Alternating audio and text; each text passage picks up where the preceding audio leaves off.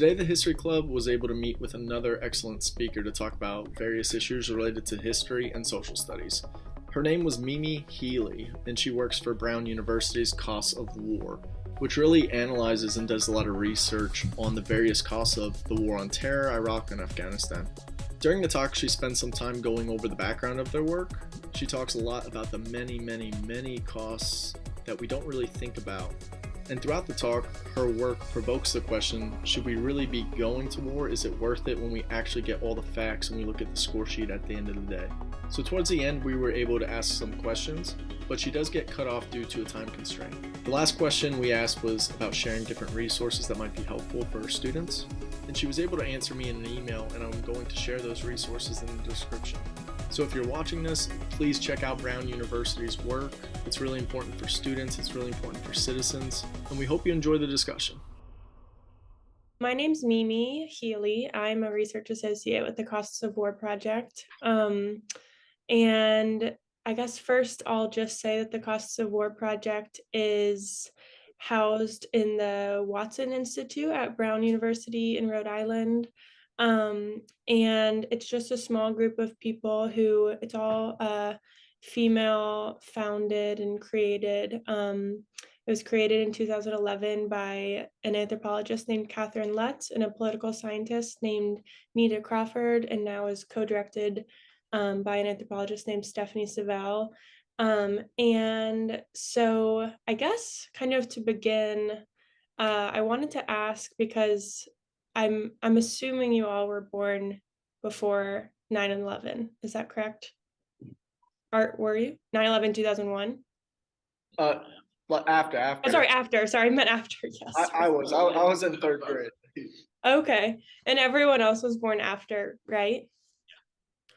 So, I guess just to kind of like encroach my little presentation, if I could see like I guess like show of hands, like raise your hand, yes, if you feel like you kind of know like I know this is a history club, so like if you know the history of kind of leading up to 9/11 and the ramifications afterwards, or even like just kind of if you know what I'm assuming you all know what it is, but do you feel like you have a pretty good understanding of it, or kind of here and there? You got like, it's two, but it seems like they're half agreeing. Yeah, that's okay. So the Cost of War project was really started. It was started in 2011, but it was started, in response to the attacks on the Twin Towers in 2001 on 9/11. And so when that happened, it was obviously a huge devastation for so many people and as a country in the US. And George W. Bush declared the global war on terror. So the Costs of War project really looks at how that global war on terror, sometimes like GWAT, the ramifications of that globally and how the ramifications of the US military presence globally has affected the lives of everyone, not just our military, but people all around the world.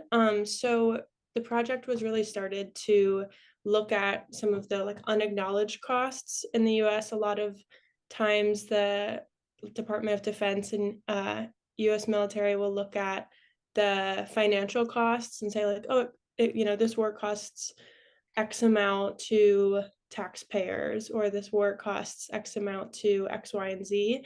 But the like human, social, environmental, political costs are not as commonly acknowledged. So that is where the Cost of War project came in. And we really said, what has been the cause of these wars?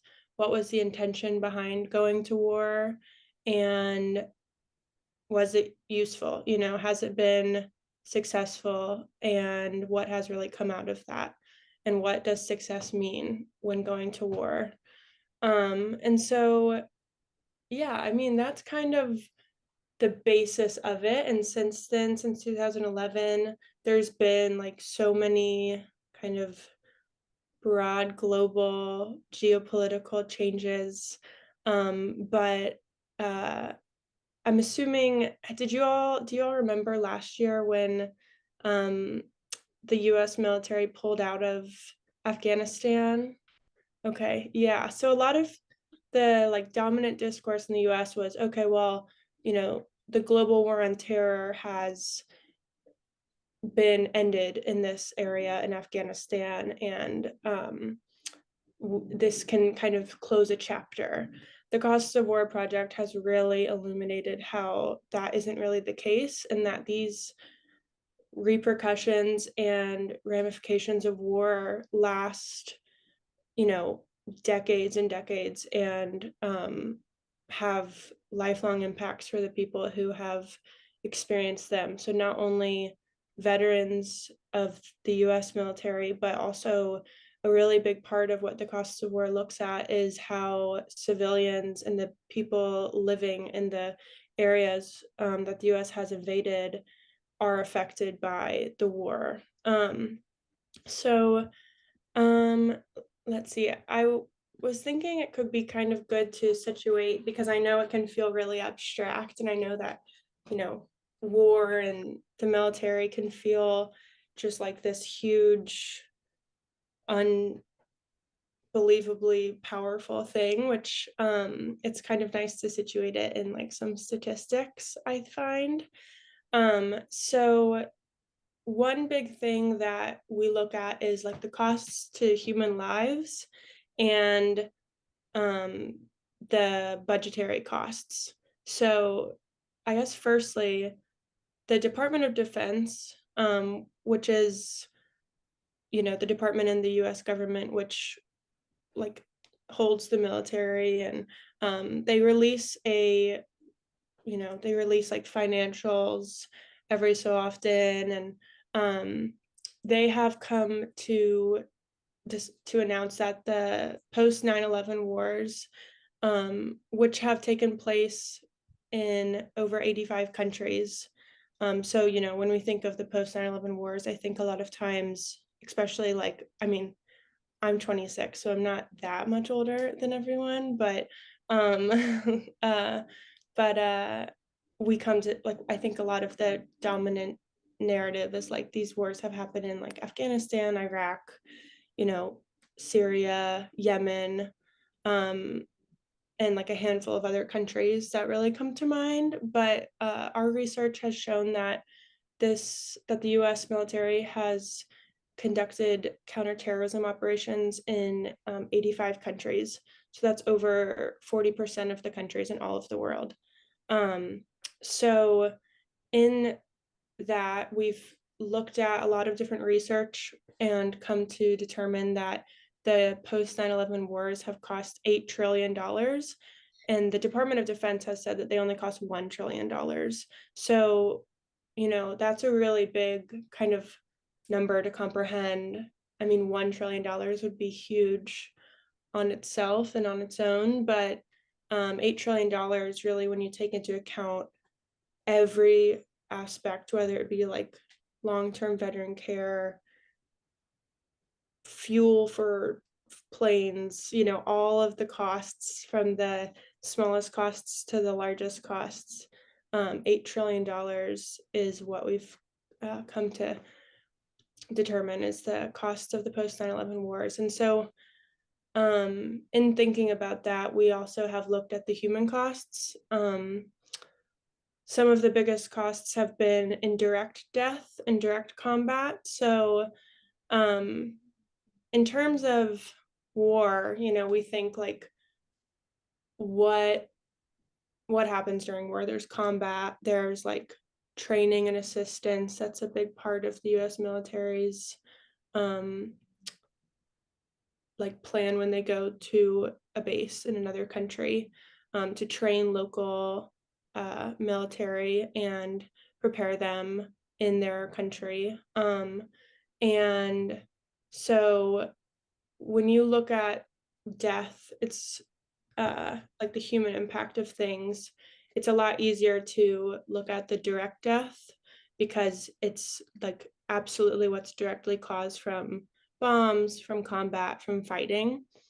And it's important to acknowledge that there's also a lot of indirect death. So through our research, we've found that there are almost 1 million direct deaths in the post 9/11 war. So that's due to direct violence. But indirectly, the UN has a statistic which says that for every one direct death, there are 3 indirect deaths. So this is, if there's a drone strike to a country or to an area, and not only are 10 people killed from that direct strike, but the strike maybe takes out a hospital, and then the strike maybe damages some water lines. And then, how many people are not getting the health care and assistance that they need? How many people are without clean water? And then what ramifications does this have? So, I mean, it's impossible to put a number on the amount of indirect deaths that the US post 9/11 wars have caused. Um, and I think that's something that really is a key part of the costs of wars work, is shedding light on the fact that although there have been many direct deaths, the fact that there have been so many indirect deaths, both from, in like the veteran community in the US and in the local populations that have experienced US intervention. We have to acknowledge these things when asking, was it worth it? Is using military force the best way to go about ending conflict? And historically, there have been hundreds of examples in which we've used nonviolent tactics, in which countries have used nonviolent tactics to address conflict and geopolitical issues. And that's really a huge part of our project is, why is war always the answer? Why is military force always the go-to? And why do we keep giving money to the Pentagon Department of Defense budget to supply weapons, and people aren't really holding the government accountable? So that's what a lot of our research does. So just to kind of give you an idea of like how the process works, because there are like think tanks which often publish research and are kind of like hubs of an expertise. There's like activist organizations, which I'm sure you're all aware of, like examples of those, but people who are really advocating for and taking action. And then, there's like government policy and congressional action, public policy that can take place in changing like laws, affecting budgets, government budgets. So how the Costs of War project works, it's kind of uniquely situated in all of those, in that we publish research which is fact-based and evidence-based. And so we pull like various scholars and academics to publish research.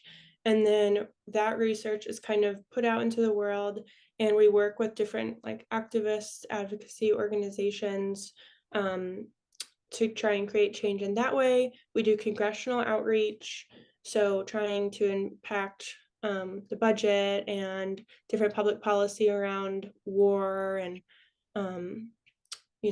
indirect costs and things. And then we do a lot of media and journalist work as well. So just trying to really change the dominant narrative and to try and foster some of these conversations around, is war worth it? What has been the impact of going to war for now, 20 years, 20 plus years. And I'm sure you all know, but this is the longest US war.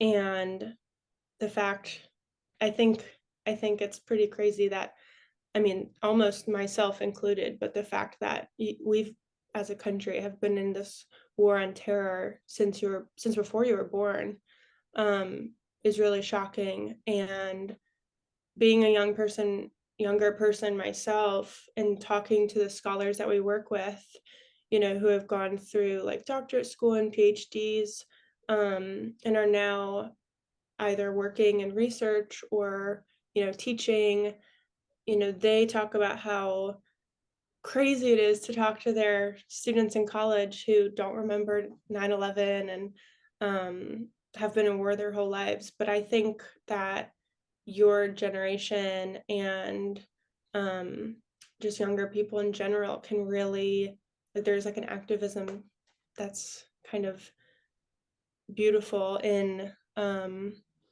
so many young people that I've found. And I think it's a really amazing opportunity to question why you've been at war, like why the US has been at war your whole lives, and to really um, say that sentence out loud is pretty crazy, considering that is kind of all you've known.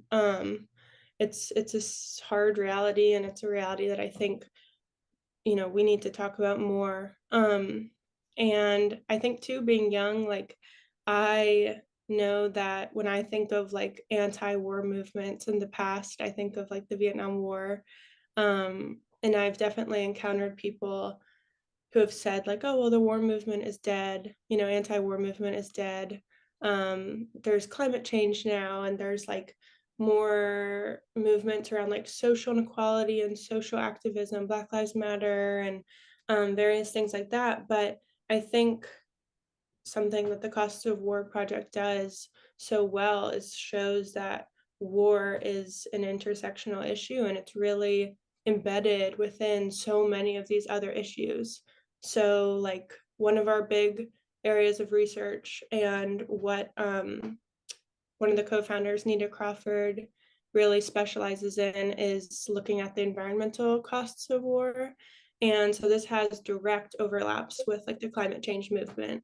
And I think, like, as young people, that's something that it seems like a lot of people have gotten behind, is climate change, because we're feeling and seeing the direct impacts of that in our daily lives.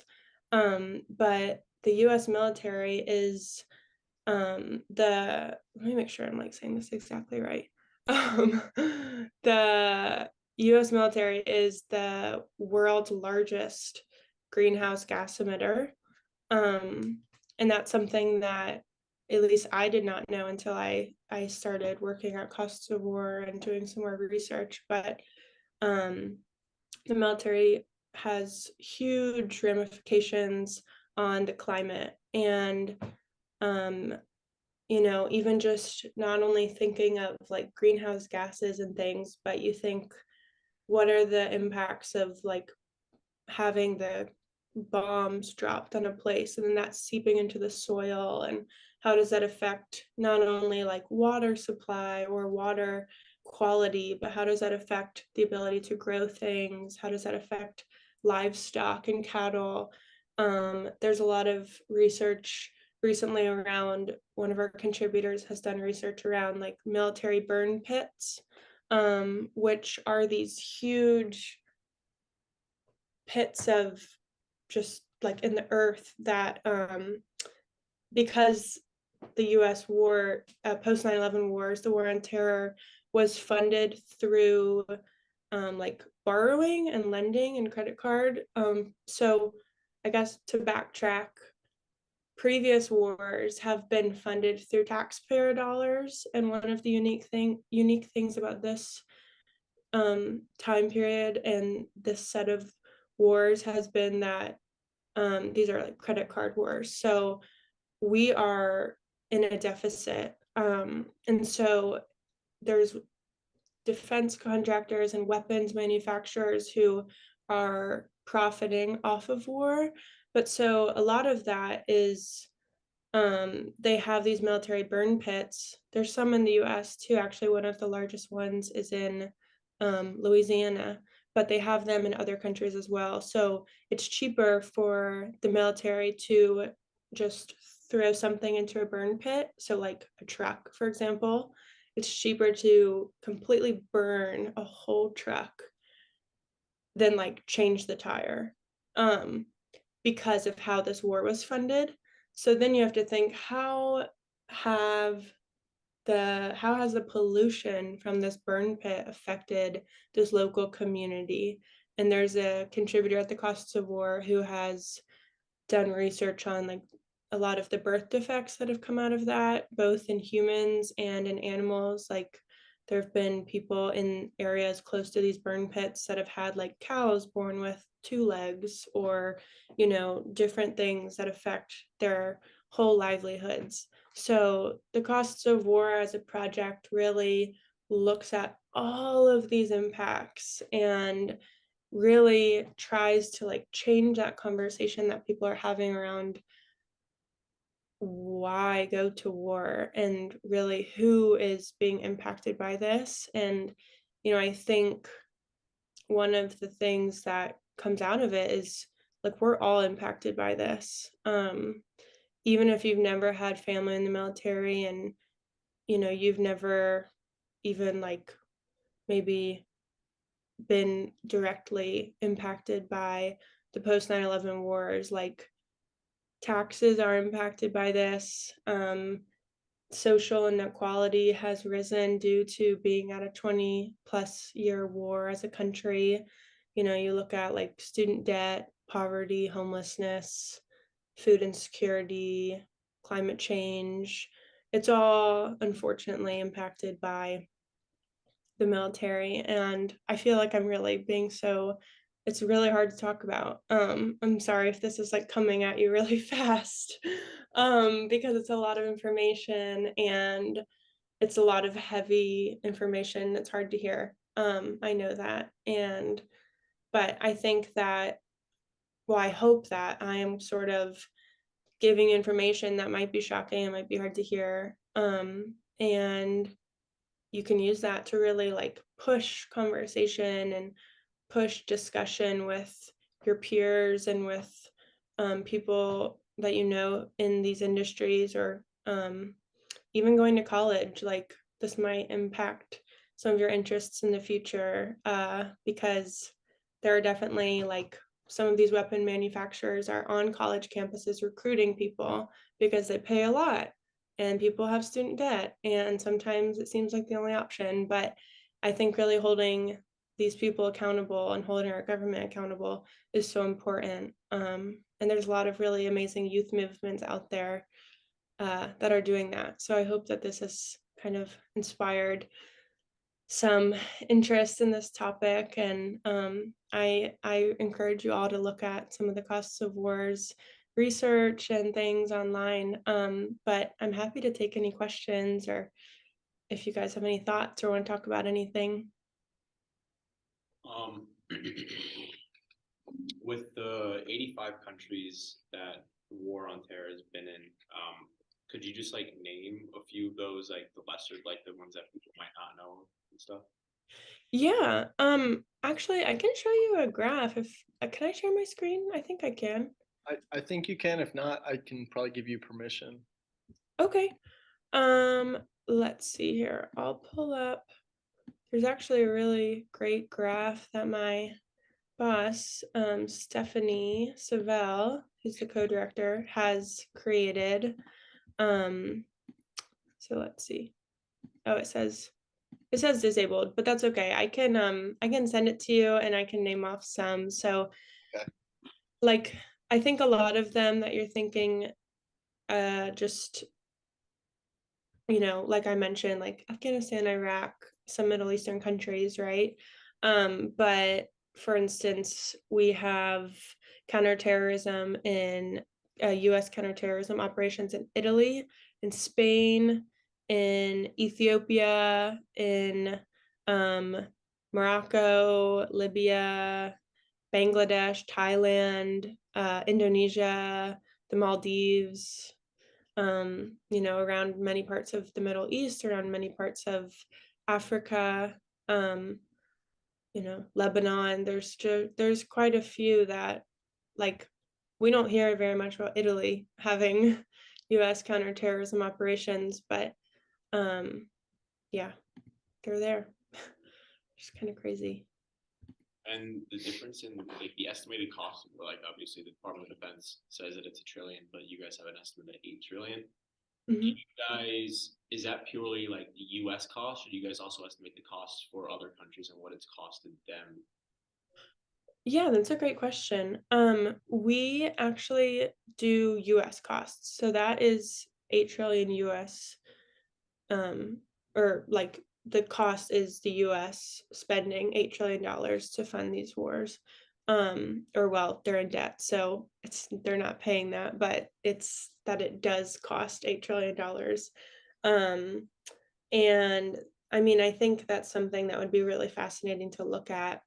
A lot of the research that we do is through like compiling different data sources. Like we use the DoD research, we use like looking at independent research that's been done. And we use all different sources to kind of come up with that number. So I don't know how it would be to look at other countries, but it is like appalling that it's just the US that's $8 trillion. Um, yeah. Go ahead, Will. Um, with the war in Ukraine, should I speak louder? Like, can you hear me fine? Maybe. Okay. With the war in Ukraine happening right now, Mhm. is it like, do you think it's a good idea that we're like giving them money currently? Do you think we should send more money, or do you like, is it even a good idea to give more, like within like troops, even like manpower, like actually get involved in a war? Yeah. I mean, that's a great question. I think that's a question that doesn't have like a direct answer, unfortunately. It's one of like we have actually so the Cost of War project was always looking at the post 9/11 wars, but I'd say that the Ukraine Russia conflict is really, departing from that, and we've started to expand. But so we actually had a paper that came out about like de-escalation in Russia.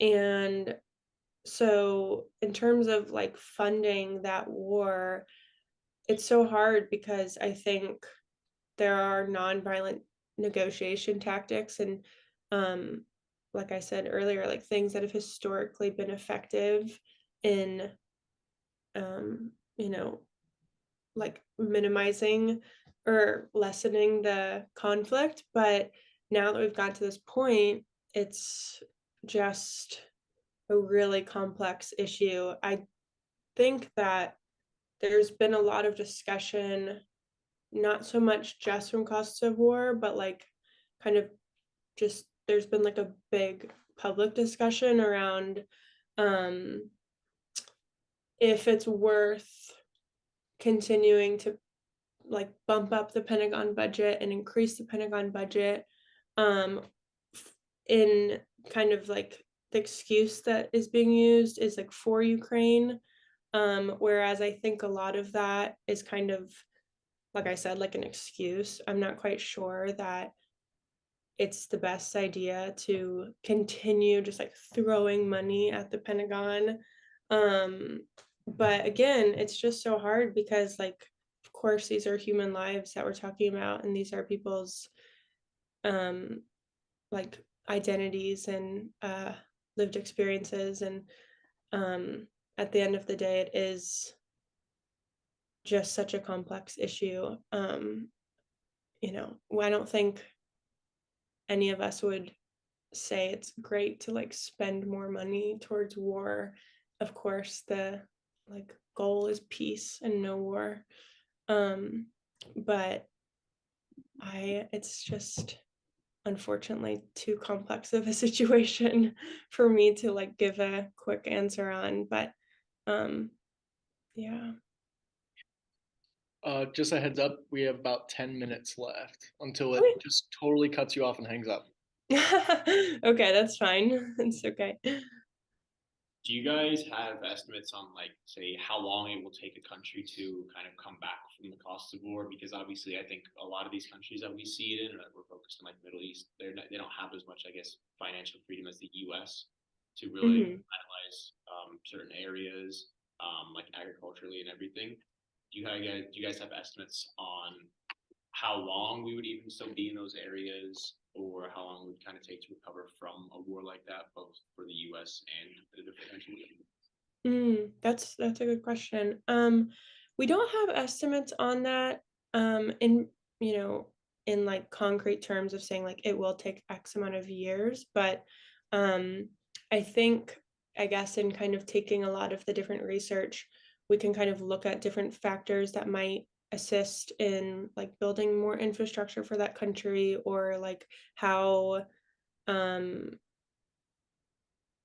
I guess, looking at like how badly the devastation is and like taking different estimates, but we don't have direct like numbers on that. I will say that we do have like some of the kind of numbers that I didn't really even mention. We have numbers on displacement, which is kind of to your point, like in war, we have, our estimate is that there's over 38 million people displaced in the post 9/11 wars. But it could be as high as like 49 to 60 million. So in looking at that, I mean, it's the same situation as in Ukraine. Like we've seen so much news coverage of people fleeing Ukraine. And so it's kind of like, it's like, can a country get back to how it was before? I think is really like the question. And that's really like kind of what this project asks, is like, if 38 million people are displaced, is it possible for them to move back and resume the life that they had before war? And that's kind of like the thing that has to be discussed more, is like, we like, war has these like just lifelong impacts. Like if you're displaced as a 15-year-old, out of your home and have to flee, like, not only are you going to be like physically displaced, but like, what trauma has that caused? How does that affect your family's finances? How does it affect your ability to get an education? How does that affect, like, your food security and home security and shelter? And it just completely like upends people's lives. So it's a hard question to ask, and I don't know if there even is like an answer, like a direct answer, like, oh, it might take 15 years. But I think in terms of like infrastructurally, there's probably some data out there around like, oh, it takes X amount of money to build a hospital. And once you had that money, contractors in that country, or like, builders in that country, could build it in like 2 years or something. But I mean, your question is really like illuminative to kind of asking like, is it possible to get back to how you were before war, and looking at all the impacts that it has on someone's life.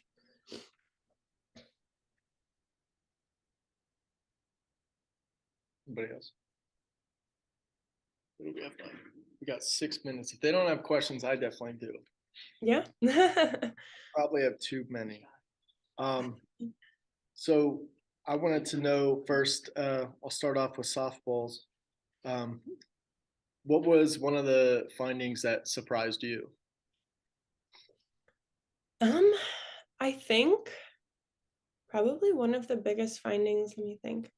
um we recently published like a graph, that like a chart that compares pre 2011, during the US invasion, and then 2022 in Afghanistan, and looked at like different determinants of kind of well-being and health. And I'm from North Carolina. I grew up near Fort Bragg.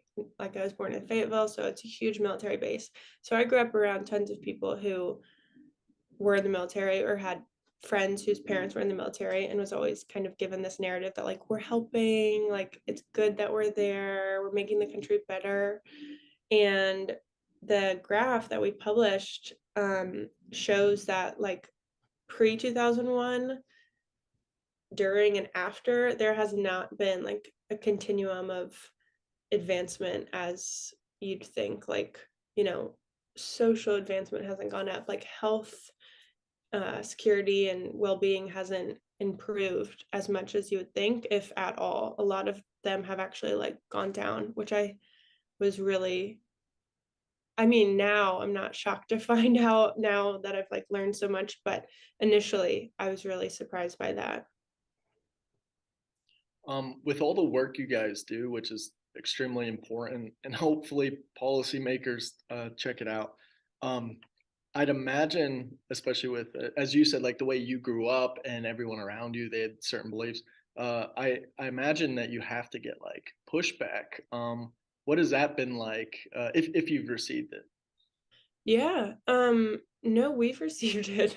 Um, uh, well, especially around like our more recent paper on Ukraine, it's kind of, like I said, like it's just been a tricky topic to discuss, because it's so contentious and such a terrible thing that's happened. But I think, there's like an assumption sometimes that if you're anti-war or like critical of the military, that you're not patriotic, and this like idea of freedom and this idea of like war as a force of good. And if you're against that, there's a lot of pushback on like, well, you hate your country, or um things like that, I guess. But I think that like we take the opposite view, and we think like all lives, are important to look at, not just like US lives, but looking at the global picture of war. And also, one of the statistics that I think, this is actually the one that surprised me most, um, of the amount of people who've died in combat, US military members who have died in combat, 4 times as many have committed suicide. Um, so that really just speaks to like the ramifications of war, like post-traumatic stress disorder, whatever else you have after, coming back from uh the US military and from fighting in a war. So I mean, we get pushback about that kind of stuff all the time, but we look at like both US and abroad implications of war. All right, a minute and 40 seconds. I'll be quick. Your advice for history students?